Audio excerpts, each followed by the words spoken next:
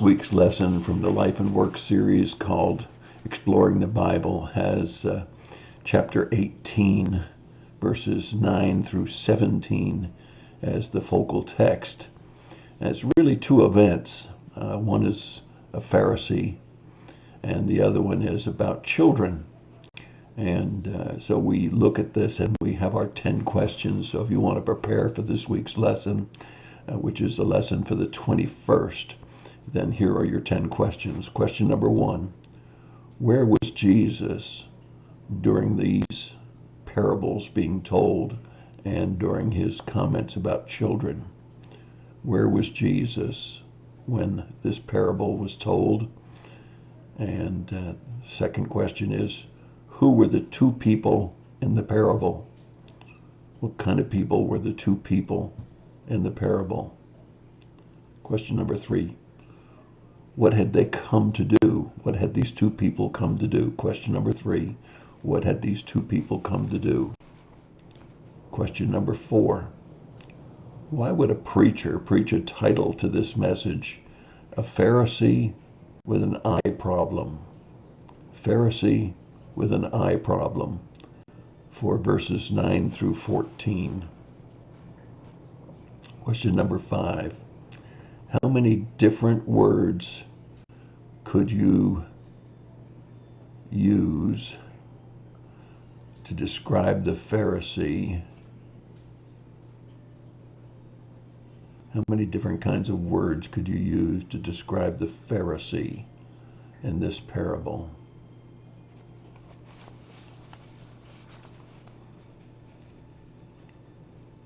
Question number 6, what did Jesus teach as an element of prayer?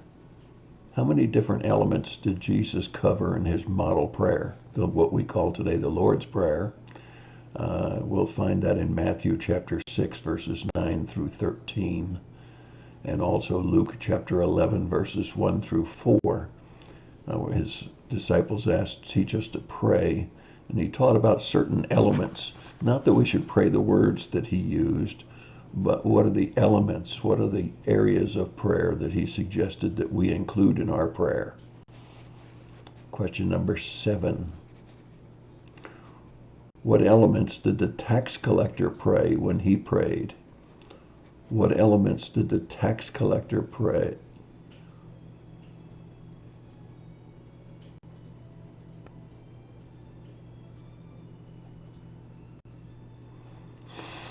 What about the Pharisee? What elements of prayer did the Pharisee pray?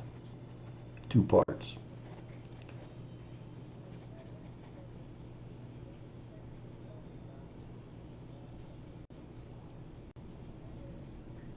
Question number 8. What does justify mean in verse 14? Luke chapter 18, verse 14. What does justify mean? Question 9. What contrast does Jesus use in verse 14 that exemplifies the two types of people? What contrast does Jesus use in verse 14 that exemplifies the two types of people? And question number 10. What was the purpose of this parable? What was the purpose of this parable? In verses 9 through 14, what was the purpose of the parable? Now, in event 2, we have some additional questions. In event number 1, there are no parallel passages, so you don't have to look at Matthew or Mark to find any parallel passages. However, in event number 2, we find 2 parallel passages. Matthew 19, 13 through 15, and Mark 10, 13 through 16. Let me repeat those if you want to jot them down. Matthew 19, verses 13 through 15, and Mark 10, verses 13 through 16. This event I would refer to as Jesus dealing with children. Question number 1. Why did the lesson writer include this in this particular lesson? They seem to be two totally different stories, two totally different types of stories. Why did he include this particular event with the parable? Question number 2. What were the potential reasons that the disciples may have been against the parents bringing children and babies to Jesus? What potential reasons might the disciples have had by trying to prevent the parents from bringing the children and babies? Question number 3. What reveals wrong hearts of the disciples? What reveals the wrong hearts of the disciples? Question number 4. How does Mark reveal Jesus feeling better? Let's see, number 4. How does Mark reveal Jesus' feelings better than Matthew or Luke? What do you find in Mark that's different than Luke and Matthew about Jesus' feelings? Question number 5. What could the disciples have done smarter? What could the disciples have done smarter? Question number 6. Matthew and Mark both reveal something that Luke doesn't reveal about Jesus and his love. What do both Matthew and Mark reveal that Luke does not reveal about Jesus' love? Question number 7. What was the critical truth Jesus revealed through this teaching opportunity? What was the central truth that Jesus revealed through this teaching? That's event 2. Question number 8. What did God reveal to me about the application to my life? What did God reveal to me in the application to my life? Now, taking into consideration both of these events, what action should I take? What action should I take? And question number 10. Are there some special prayers I should offer for using the prayer guide for Annie Armstrong's missions? This week you should have received from your church a prayer guide for Annie Armstrong missions.